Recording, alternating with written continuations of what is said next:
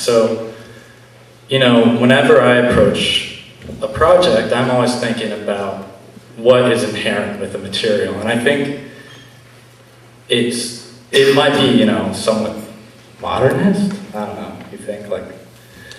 You need to just explain a little bit more. Oh. No.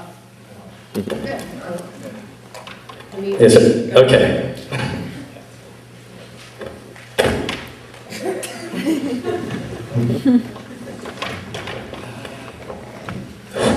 Wait, is it? Yeah, right. But I think Andrew brings up a good point, and you know, Elle and Micha's performances are, you know, they are material because, you know, this shock piece, that you can't do a performance about shocking without a body, so it does inherently become about the material put forth. Now, whether the end result is video or sculpture photo, that's kind of a decision of the artist, and I think one that we all think over quite a bit.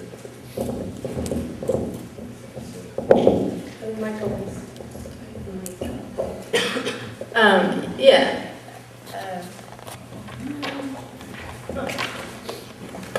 Damn technology.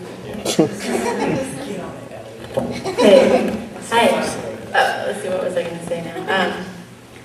Yeah, I think that with my work, it actually follows along with what Cameron was saying and a few other people. There's something about the material, well, everything, right? Everything that we know, more or less, unless we are talking about theory, everything that we experience has a certain significance and a code to it.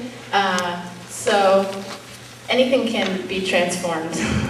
And I think it depends on what the intention is and where you want to go. Sometimes you can see an object. Personally, for me, I'll see an object or a bit of film, some kind of, let's say, something from a TV show where there's 1 second that is fascinating to me, and it becomes a material. It goes from being kind of an experience where I'm extremely passive to becoming a material that I take into my hands. So anything can work, is what I mean.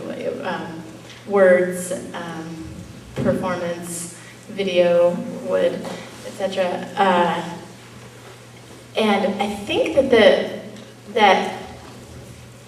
the interesting thing happens when, well, an interesting thing happens when you look at a material in a new way, and wow, we can even keep on reinventing things after all the things that people have been inventing for a long time.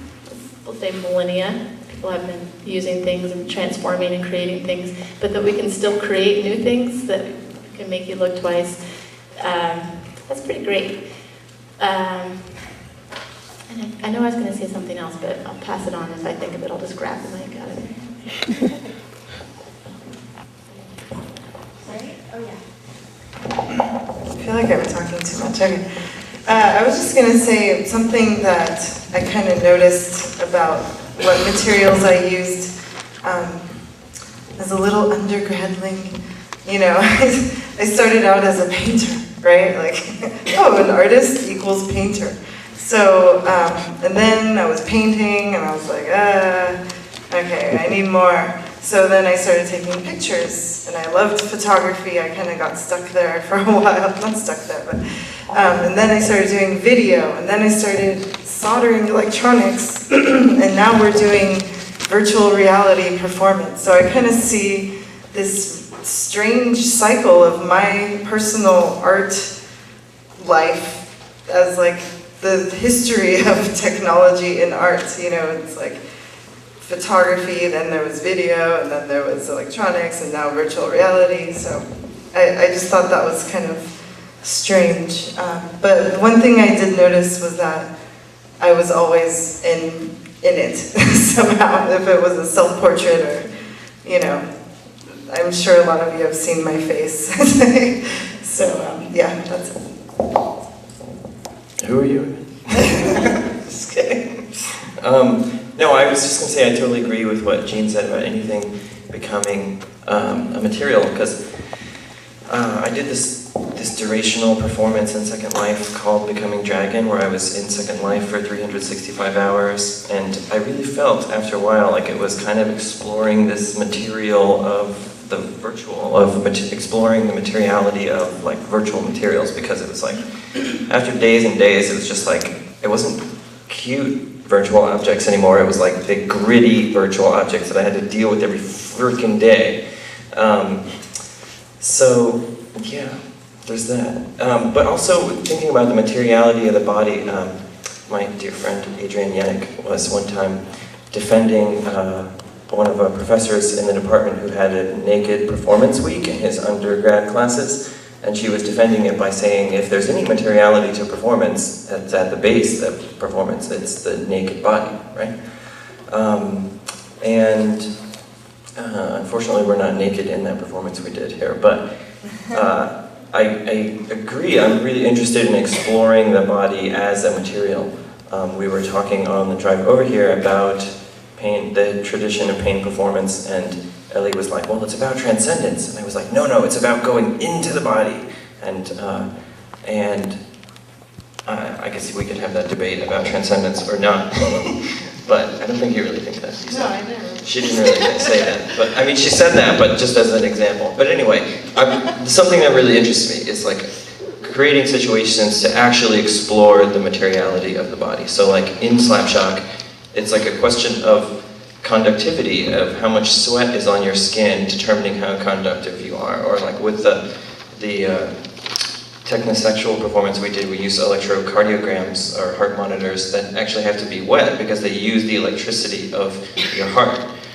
So those kind of things are really interesting to me. And part of why pain performance is interesting to me is because I feel like Elle said the body is an instrument, and I was like, well, yeah, pain is like plucking the pain string on the body because there's an immediate physical reaction, right? Of like sweating and neurochemistry and redness, and you know, I could just smash my finger on the table here and a lot of physical things that immediately happen. It's really interesting to me.